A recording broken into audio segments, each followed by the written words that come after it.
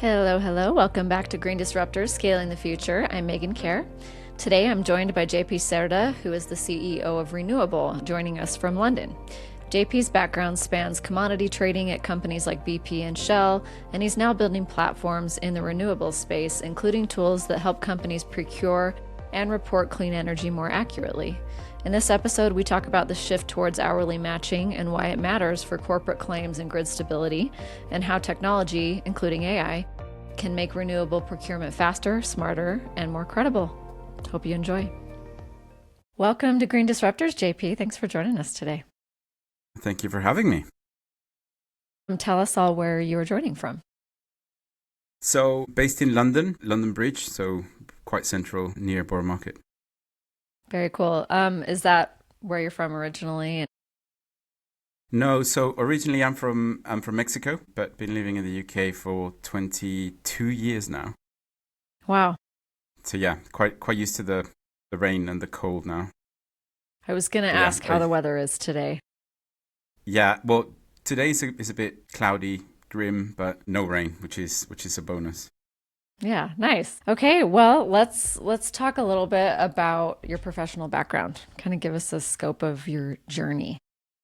Absolutely. So my early background was focused around trading and operations. So I used to work for large trading companies like BP, Shell, ED&F Man, focusing on commodities of all types. So from natural gas and electricity to plastics and metals. So my first job in the UK was with BP. And basically we were part of the LME, the London Metal Exchange, which is the only surviving trading ring in the world, I think. And that was super exciting. That basically kicked off my career in commodities and in trading. That year that I joined BP, they tested the introduction of plastics into the London Metal Exchange.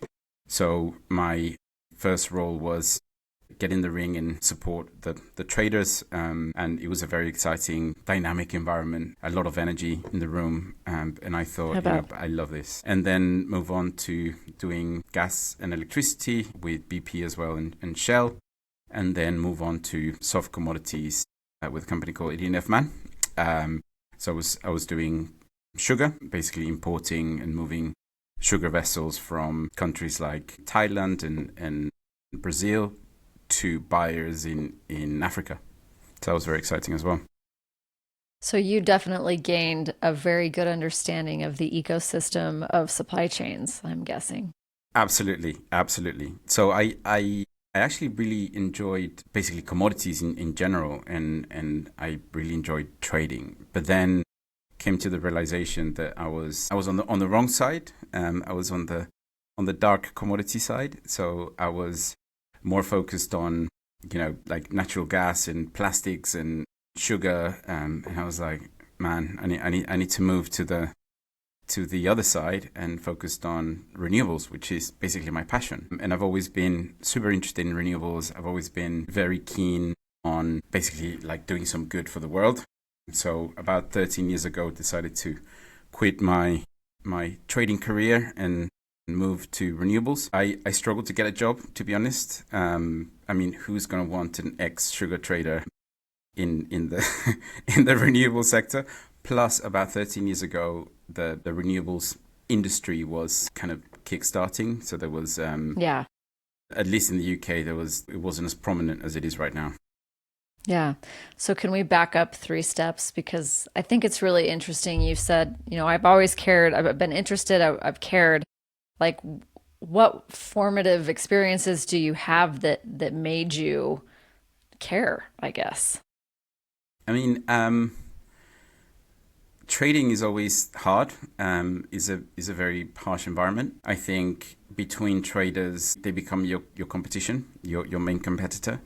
So they're always obviously striving to make more money than the rest. After quite a long time in commodities and doing operations and trade, I decided, this is really not for me. But the thing that actually made me switch to the cleaner side is actually the realization that it was super interesting. When I was doing sugar, basically that year there was a big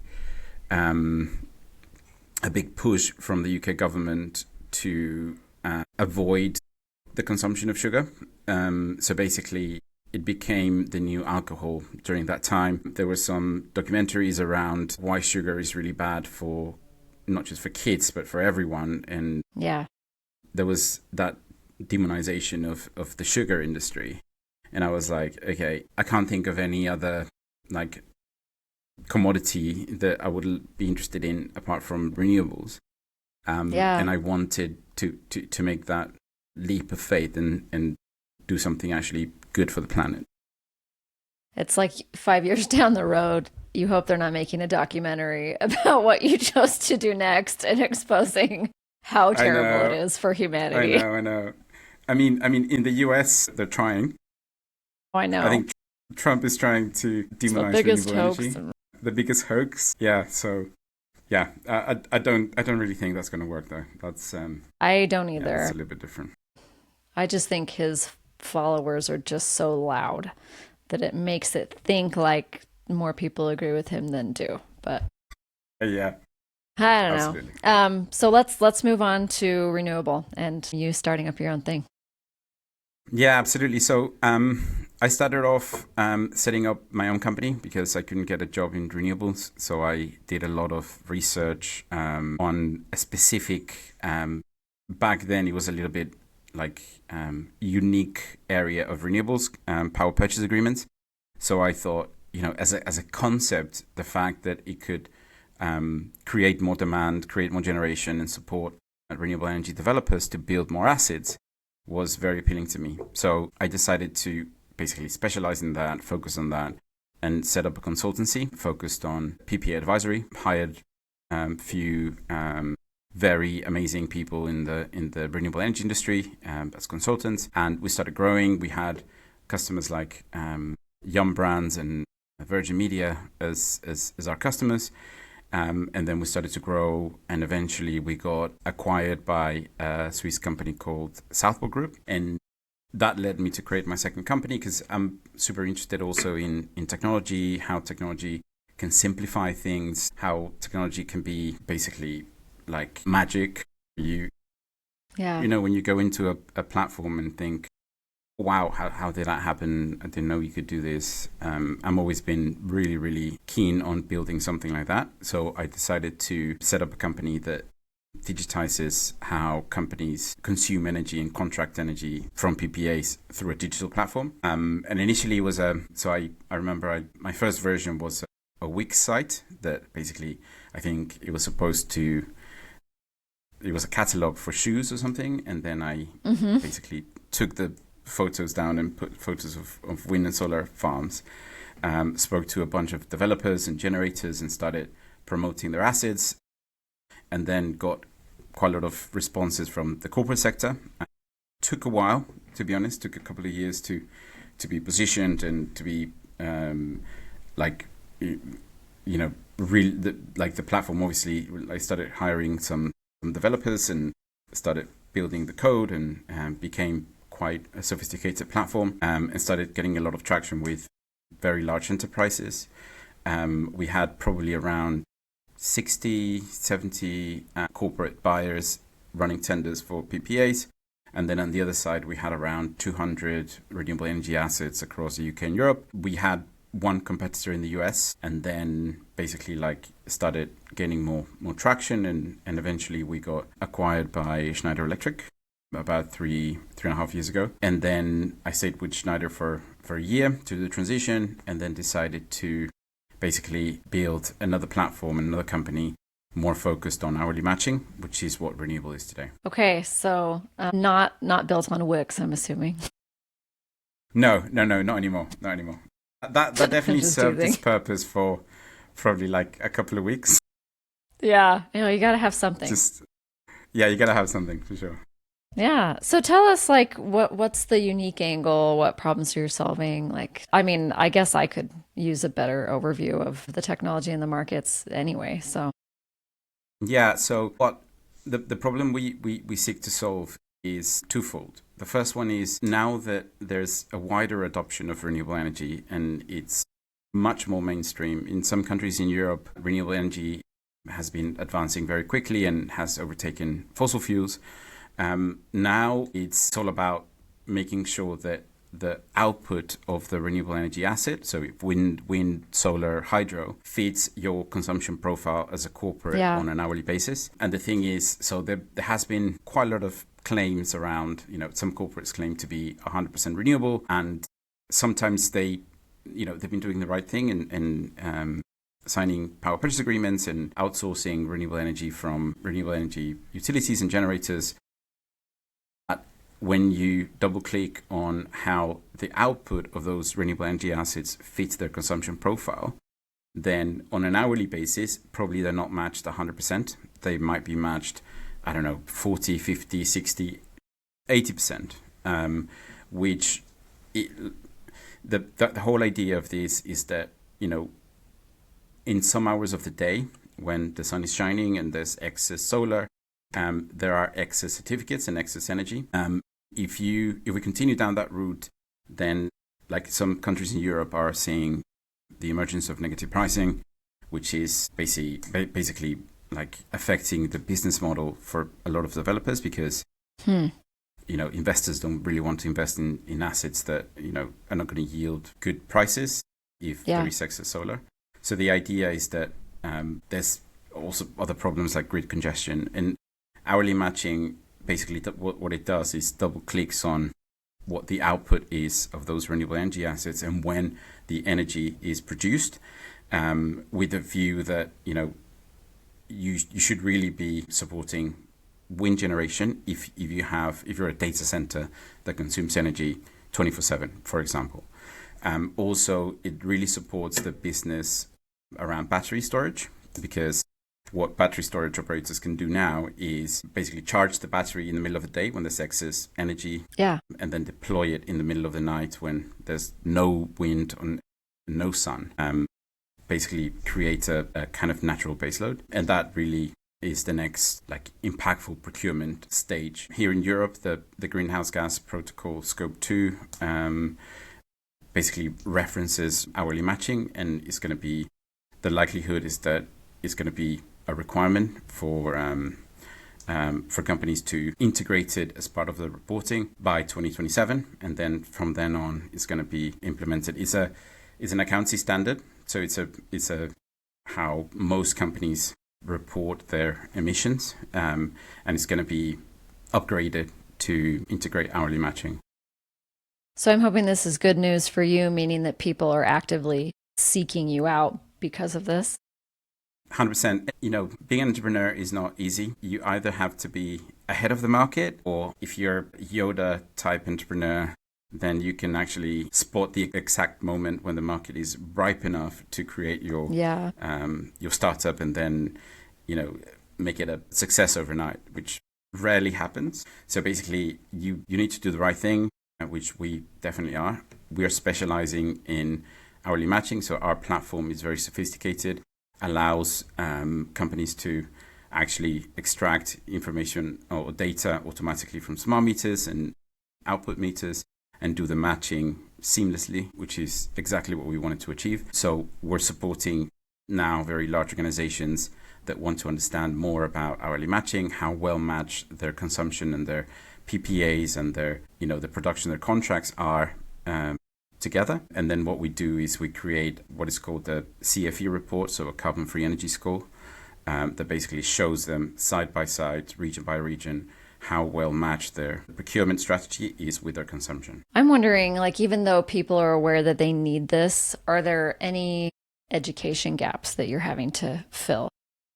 Huge. It's massive. That's my guess. Yeah. So at the moment, something interesting is that the Greenhouse Gas Protocol and companies or initiatives like RE100 are implementing these to their members via, for example, RE100 created a team dedicated to focused on or advising their members or making them aware more of what hourly matching is. So it's a slow process, and right now we're at the stage where companies want to understand more, want to understand what the concept is, why is it useful, why is it going to be required, what are the benefits, how is that going to affect their companies, because if you think about it, we're talking about humongous companies that have basically made statements saying, we are 100% renewable, and we have been for the last 3-4 years. We're basically ahead of our targets.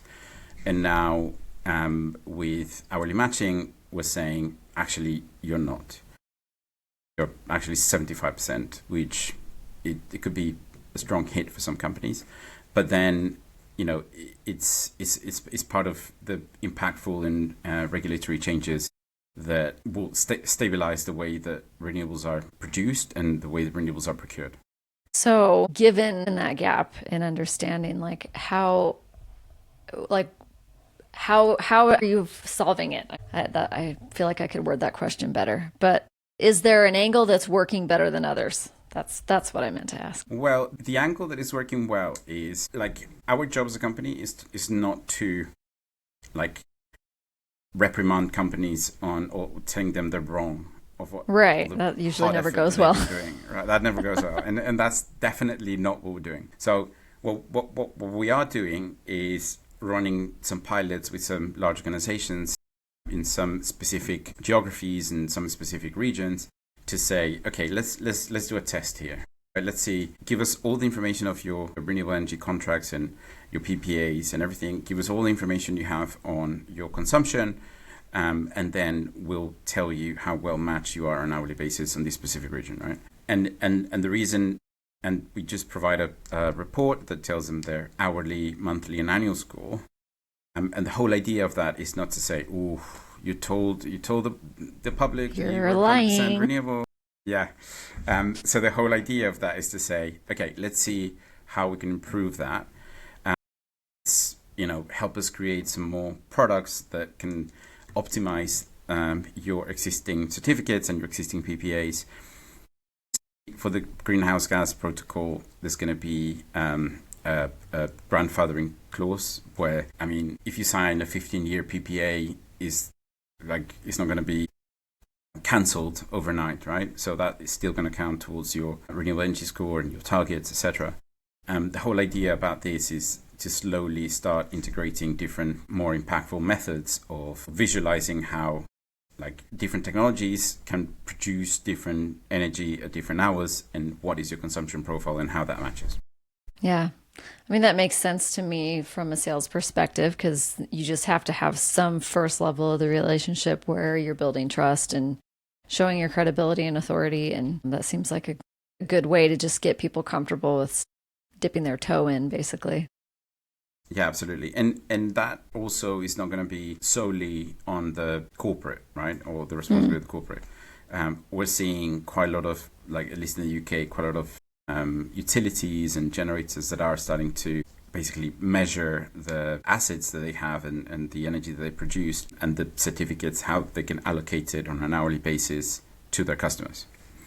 So yeah, in that respect, is an evolution, and we feel the right evolution path in the market, and is something that is not just going to be falling on the corporate shoulder, but also it's going to be shared with the utilities and generators. That seems more fair. 100%. Absolutely. Yeah. So, go ahead. No, sorry. Go on. Well, I was just going to say, given the current moment that you're in, what's maybe the biggest challenge apart from education that we already talked about? The biggest challenge is legislation and accountancy standards are still evolving. Yeah. So there's always going to be some companies and some individuals that will resist this change, as always. And basically their argument is saying, well, why change the system if it's working fine? So education is a big piece, but also creating the standards and help create the standards and then reflect those standards to the way that companies want to see the reporting. And the platform evolution is changing very rapidly. So from our perspective, there has been quite a lot of changes. So for example, grid data influence your CFE score. For example, the UK is naturally, or at the moment, is 40, 47, maybe up to 50% renewable now, right? So if the UK grid is 50% renewable, should that be taken into consideration for your carbon-free energy score? So as a baseline, just because you're operating in the UK? Because you're operating in the UK. The answer is no, because basically if the UK grid is 50% clean, likely based on PPAs that someone else signed, right? Or like agreements someone else, like they should not be attributed to your like carbon-free energy score. So it's that kind of stuff that, needs to be discussed and needs to be agreed and needs to be implemented as part of the CFE reporting standard. And at the moment, there's a lot of initiatives like, as I mentioned, CDP 100, Energy Tag, and a lot of initiatives that are basically like drawing up the rules and saying what happens when you have a battery and it charges at this time and then discharges at this other time. Does a new certificate needs to be created and another one cancelled, or can you use the same certificate? And so there's a lot of stuff. The other big piece is the issuing bodies. So, for example, in the UK we have Ofgem, and the current status quo is for every megawatt that a wind or solar asset produces power, a certificate gets produced, right? So the certificates are not hourly, the certificates are per megawatt. So changing the status quo of the issuance of the issuing bodies to say, okay, from this point on, you'll be able to see hourly certificates rather than megawatt certificates. It's a massive change, right? And that has to be not just done in the UK, but all across the AIB and everybody has to get on the same page or nothing's going to make sense. Yeah. Exactly. Everyone has to get on the same page. And some issuing bodies have systems that operate with Windows 92. and it's a big ask to say, now you have to add more complexity to the way that you issue your certificates and account for those certificates. So yeah, as I say, it's an evolution. Hopefully we'll be ready by 2027/2030. And the accounting standards will be updated, and also the infrastructure around it. Yeah. Okay, I'm going to kind of wrap it up here and throw you a question out of left field, if that's okay. Absolutely. I was going to say, is that, that's probably an American saying, out of left field. Do you guys use that over there? Not a lot, but... I was going to say, I'm like, I need to watch my lingo when I'm speaking with... Anyway. So, out of the blue, as they say, are you implementing AI tools in your business right now? We are. Tell 100%. Us about that. And two key areas that we believe AI will add value to our customers is the first one is quite cool, and I really love it, which is portfolio structuring. So imagine there's hundreds and hundreds of wind and solar assets around you. And two big elements of hourly matching is basically like location, so geographic matching. So you have to buy energy from your local grid. And the second one is like time matching.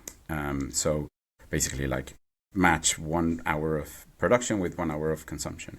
One element is using AI to structure the best portfolio. So if you have a complex consumption profile that is like better suited with a mix of wind, solar, and battery storage, for example, then using AI to locate those assets, availability and price, it's a big thing, right? So it's going to make your life way easier as an energy buyer. And the second one is the contracting side. So we had a really cool event on Friday last week called Renewable Day, based on Shoesmith's offices here in London. And Shoesmiths are a very forward-thinking law firm for renewable energy contracting. They specialize in one of the areas of specialization is renewable energy. And we've been discussing with them a lot how to use AI and technology to simplify the process of contracting. Because, for example, in the PPA market, getting a tender done and portfolio structuring and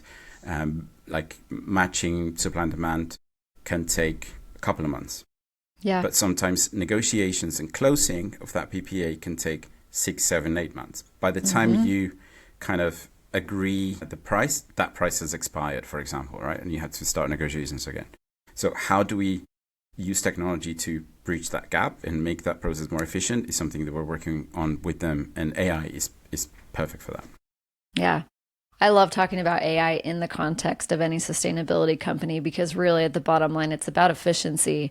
And that can only mean good things for the company and operations and profits and impact and Yeah. But we're not an AI company. I think there's I was reading about a bubble, and there's always a bubble. But if you use AI use their superpowers in the right and most efficient way, then it can be super beneficial. Yeah, agreed. Well, JP, you've got a lot going on, a lot of complex problems to solve. And so I'm glad that companies like yours are leading the way. So if people want to find you, what's the best way? They can go to the website, so renewable.com, renewable without the last E. We're trying to be startup-y and cool. So renewable.com. Well done. That's the best way. Okay. Well, very cool. Thanks again for joining us today and best of luck. Thank you, Megan. Thank you for having me. Yeah, my pleasure. JP, thanks again for coming on. This was a great conversation, and I really appreciate the work that you're doing to make clean energy reporting and procurement more transparent and actionable. If you're listening and navigating PPAs, carbon-free energy goals, or you're realizing that 100% renewable is about to mean something much more precise, I hope this episode helped you see where the market is heading and what to do next.